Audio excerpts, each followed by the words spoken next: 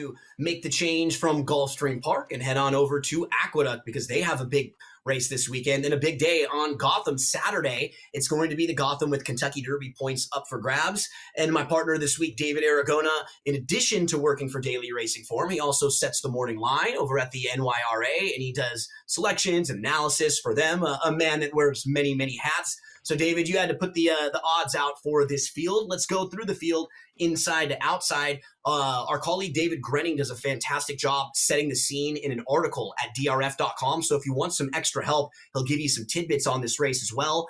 8 of the 10 horses in this race won their last start, but we don't have any that have an open company stakes win. So it's not necessarily a field, David, where we have the tip top of the Kentucky Derby leaders right now, or horses that we think might be some of the major players. But from a gambling standpoint, it's a really good betting race and maybe a chance for someone to kind of stamp themselves as a major player on the East Coast. Yeah, these are horses that I'm very familiar with, having been based on the New York circuit and most of these competing in the New York circuit. Not a venue that typically produces Kentucky Derby contenders, but as you said, this is a highly competitive field. So let's start with the one Scorching, who comes in from Woodbine, actually raced all 3 times at Woodbine. A couple of starts were on the synthetic and then most recently on the grass. This will be his first start on the dirt and the first start since October. So he has a couple things up against him. What kind of a chance do you give him in this spot on a new surface and off the layoff? Yeah, the new surface trying dirt for the first time is the big question mark for this horse, but he certainly looked good in his last couple of victories up in Canada. He's got enough breeding to suggest he could be okay on the dirt. He's just a bit of a wild card in this race. The number 2 Normandy Coast has won back-to-back races, and what's impressive about the wins, not that he won them in a row, it's that he won them with, 6 months in between those starts. So he probably wasn't even at his best in the most recent win on January the 11th at the Fairgrounds. They've given him plenty of time to recover from that race, David. I think you like him a little bit in this spot, right? Yeah, and that return race coming off the layoff at Fairgrounds, I thought he showed a lot of tenacity and grit to kind of battle on. He was having horses challenge him on both sides, and he refused to let them pass. So I think that he could take a step forward here, but he is stepping up against a much tougher field than he faced last time. The number 3 calling card will have the blinkers come on. I think we can make an easy excuse for the poor performance in his last race. It was over a sloppy racetrack, just really never got into it. There were a lot of horses that day that didn't seem like they were really taking to that track at Fairgrounds when it was really sloppy. But if you look at his 2 races before that, I think they both were pretty good and would probably stack up pretty well against a group like this. The knock on him is that he's not really fast early. His running style is that of a deep closer, but they'll put the blinkers on, David, and a lot of times when they make that equipment change, they're hoping to get a horse to show maybe a little more speed and maybe a little more focus in the race. Yeah, and you can see on that Timeform US pace projector, we are predicting a fast pace, so maybe coming from a little off the pace isn't such a bad thing, and this horse did run by far his best race over this same course and same distance.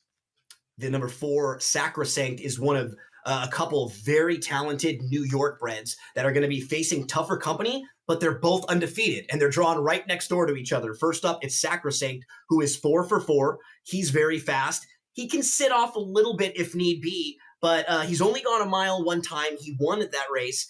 He won that race going a mile. And then right next door, he'll be facing another undefeated one, David. These are 2 really nice New York breds right next to each other.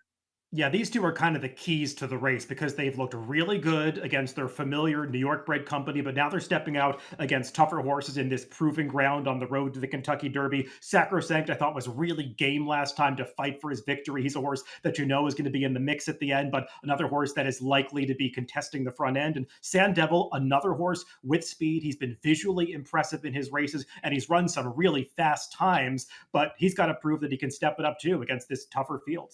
Yeah, so Sacrosanct, Sand Devil, 2 extremely talented horses, but they're both undefeated. Unless we get a dead heat here, something's got to give, and maybe both of them could even suffer defeat for the first time. David, what do we do with the number 6 Pagode, who's coming in off of a synthetic win over at Turfway? So we're talking about a different surface. You know, people who are maybe fans of tennis would think about clay versus grass or different surfaces that we would see in sports. Same sort of thing here. It's going to be a new surface for him, and he's going to be stepping up.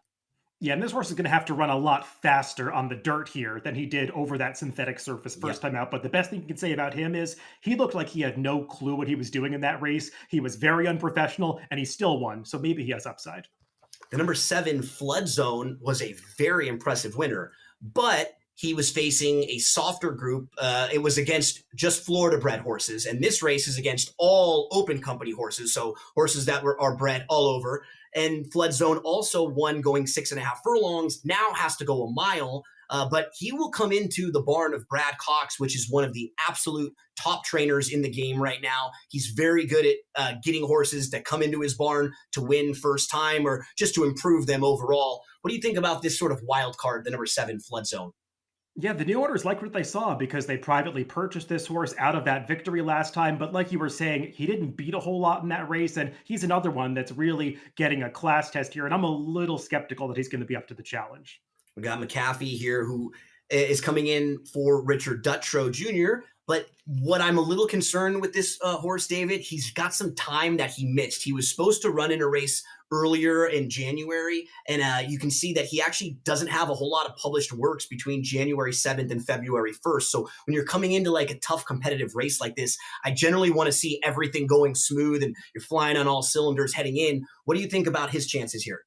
He certainly has the bloodlines to be a Kentucky Derby contender because Absolutely. he's the half brother to Torpedo Anna, who was the stablemate of last year's Kentucky Derby winner. Mystic Dan, she won the Kentucky Oaks, was last year's horse of the year. So he's got some big shoes to fill, but he's going to have to run faster to beat this field. We're going to see her making her 2025 debut very, very soon here. We'll talk about her in the next couple of weeks right on this show. Let's get to Garamond, who comes into this race off of just one career effort. That was a win at Tampa for trainer Chad Brown. Can he stretch out and compete in this race? He had to overcome some adversity in that race, didn't get out of the gate cleanly, made a big move on the backstretch and still won, but that was not a good maiden field that he was beating, so he's got to prove his class. We round things out with the number 10, Mitole, who won back-to-back races against much softer company. Can he, build that into a win against this better group? He was impressive winning last time, but another one that was just beating weaker competition, and he's facing horses that are on the same level or potentially a little more advanced than him, so he's going to have to step it up. So, David, where are you going to head with your selections as we get ready for our break? I went for a price here, 15 to 1 on the morning line with the number 2, Normandy Coast. Just think he's got upside coming in here second off the layoff. 3, 4, 5, 7 for me. And when I go to bet this weekend, I'm going to go to First Bet. I'm going to use that promo code you see right on the bottom of your screen right there. And you should all be doing that too when you're making wagers on these races. Let's take a quick break.